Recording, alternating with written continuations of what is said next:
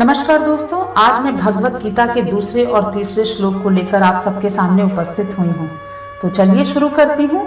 भगवत गीता अध्याय 1 दूसरा श्लोक। दृष्ट्वा तो पांडवानिकं व्यूढ़ं दुर्योधनस्तदा आचार्यमुपसंगम्य राजा वचनं ब्रवीतम्। इस श्लोक में संजय ने धृतराष्ट्र से कहा है कि पांडु पुत्रों द्वारा सेना की व्यू रचना देखकर राजा दुर्योधन अपने गुरु के पास गए और उनसे ये शब्द कहे। वर्तमान जीवन में ये सोचने वाली बात है कि महात्मा संजय जैसे व्यक्ति ने दुर्योधन को राजा कहकर क्यों संबोधित किया, क्योंकि संजय जो कि धृतराष्ट्र की मना स्थिति से परिचित थे, उन्हें मालूम था कि धृतराष्ट्र कहीं न कहीं इस बात को लेकर चिंतित थे कि कहीं उनके पुत्र पांडु पुत्रों के साथ समझौता न कर लें। इसीलिए धृतराष्ट्र के संदेह को दूर करने के लिए और धृतराष्ट्र को खुश करने के लिए दुर्योधन को राजा कहकर संबोधित किया। इस श्लोक में यह बताया गया है कि दुर्योधन स्थिति की गंभीरता को देखते हुए वह तुरंत सेनापति के पास गया, क्योंकि कहीं न कहीं दुर्योधन पांडवों की व्यू रचना को देखकर घबरा सा गया था। उसका भय साफ दिख रहा था। कौरवों और पांडवों की सेना में 11-7 का अंतर था और इतना फर्क होते हुए भी दुर्योधन ने पांडवों की सेना को भारी कहकर संबोधित किया। इसीलिए क्योंकि सुव्यवस्थित व्यू रचना के कारण संख्या में कम होने पर भी पांडव सेना बड़ी भारी मालूम जान पड़ रही थी। इससे हमें वर्तमान जीवन में यह संदेश मिलता है कि संसाधन कम होने पर भी परफेक्ट प्रेजेंटेशन के जरिए हम किसी भी चीज को सुदृढ़ दिखा सकते हैं।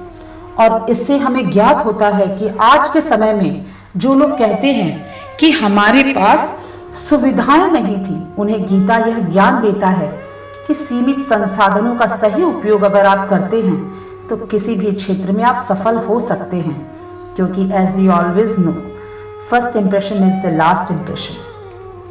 भगवत गीता अध्याय 1 तीसरा श्लोक। पश्चिन्तां पाण्डुपुत्राणाम् आचार्य महती च मुं व्यूढ़ां द्रुपदपुत्रेण तव शिष्येण धीमता। इस वक्तव्य में द्रोणाचार्य से कहता है दुर्योधन कि हे आचार्य, पांडु पुत्रों की विशाल सेना को देखें, जिसे आपके बुद्धिमान शिष्य द्रुपद के पुत्र ने इतने कौशल से व्यवस्थित किया है। और इस वाक्य में साफ दिखाई दे रहा है कि कम संसाधन में भी अच्छी व्यवस्था से सजाए हुए सेना को देखकर कहीं दुर्योधन सेना में खलबली ना हो जाए। इसके साथ ही साथ दुर्योधन अपने अहम सेनापति द्रोणाचार्य को भी उकसाने की नियत से उनके दोष दिखाना चाह रहा है कि पहले अपने द्रुपद पुत्र को युद्ध विद्या सिखाकर जो गलती की, उसे अब पांडवों पर उदारता दिखाकर पुनः न दोहराएं।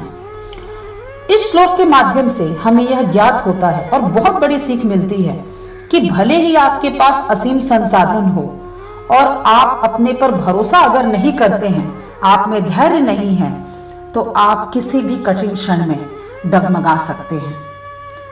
तो भगवत गीता का दूसरा और तीसरा श्लोक हमें ये साफ संदेश देता है कि अगर हमारे पास सब कुछ है, सारे संसाधन मौजूद हैं, लेकिन हमारे पास परफेक्ट प्रेजेंटेशन नहीं है, तो यकीन मानिए सब कुछ खत्म है आपके लिए उसी वक्त। क्योंकि जैसा कि पहले ही मैंने कहा कि first impression is the last impression. और दूसरी तरफ तीसरा श्लोक हमें यह साफ बताता है कि अगर आपके पास भरपूर संसाधन है लेकिन आपके पास धैर्य नहीं है, आपका विश्वास खत्म हो जाता है, तो आप भी वहीं खत्म हो जाते हैं। तो फिर से मैं अगले एपिसोड में कुछ और श्लोकों के साथ आऊंगी। तब तक नमस्कार।